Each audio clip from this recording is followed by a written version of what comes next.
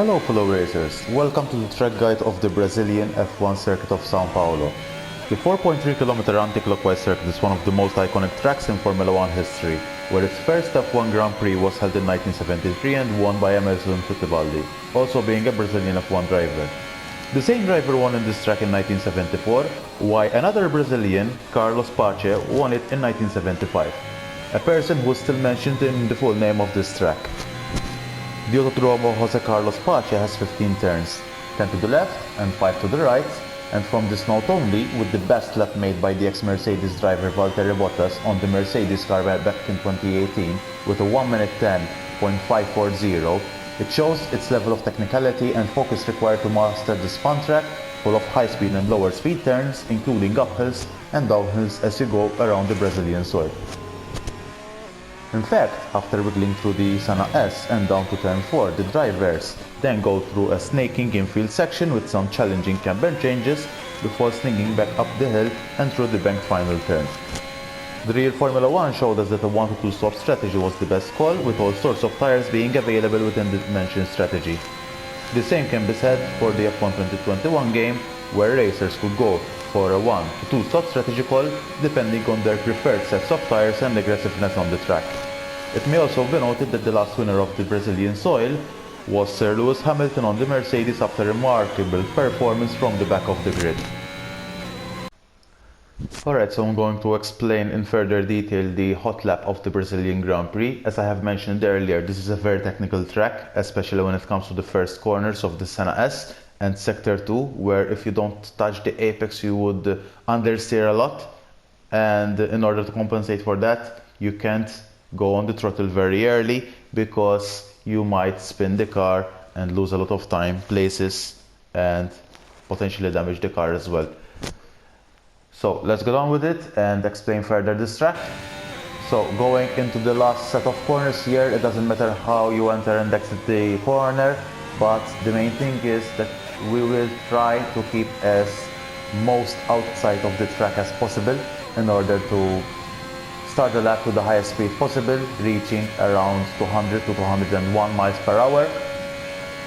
At the 50 meter mark here, we're going to downshift into gear 3 or gear 2 depending on how you're going to attack the corner. We will need to touch the apex of turn 1 in order to go for the remainder of the Senna S as efficient as possible without making the car spin, and also touch the apexes of the subsequent turns. So downshifting into gear 2, touching the curb, we're going to try to stay as left as possible in order to get the sequence of corners as perfect as possible, but at the same time keep the flow going. So upshifting into gear 5 with the quick shifts, keeping into the most inside part of the track, keep full accelerating without making the car spin, and until this corner here. At this 60 meter mark we're going to downshift towards this downhill until gear 4, and we're going to literally almost mount the curb, the inside curb, in order to get the maximum out of the corner, but at the same time also half throttling the car as soon as we touch the apex in order to keep the flow going. This track is all about keeping the flow. If you don't get the flow, if you go a little bit offline, you will lose a lot of time and make the car understeery, invalidate the lap, potential crash. So you would need to really maximize out of the car by keeping on that racing line as much as possible. So downshifting into gear 4, touching the curb, upshifting into gear 5, and now we're going to full throttle, taking the shortest distance possible.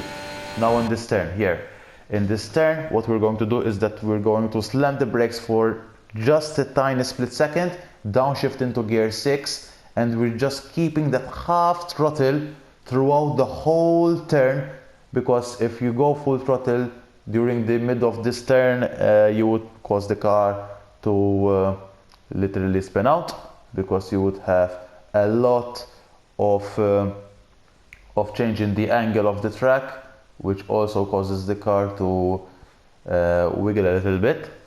So this is why we're going to keep that half throttling until we finish the turn.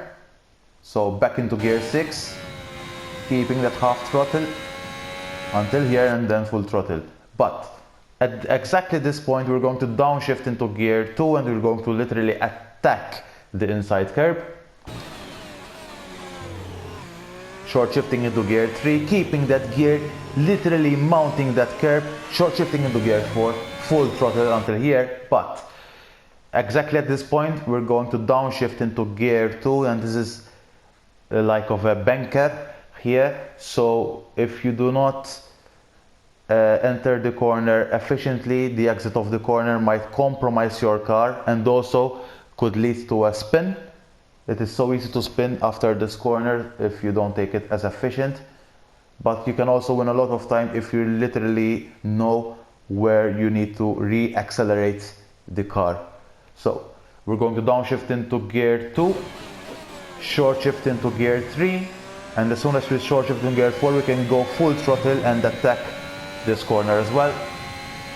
At the 75 meter mark, somewhere on those lines, 75-60 meter mark, we will need to downshift into gear 3 again, touching slightly the inside curb, because this curb, what it has is that if you mount it, you would make the car lose a lot of traction, and therefore the exit speed would be very low. Or if you try to push the accelerator a bit earlier, you would also make the car spin out and ruin your lap. So we're going to downshift into gear 3, touching slightly that curb, and now we're going full speed, taking the shortest distance possible in order to finish the lap with the best lap time.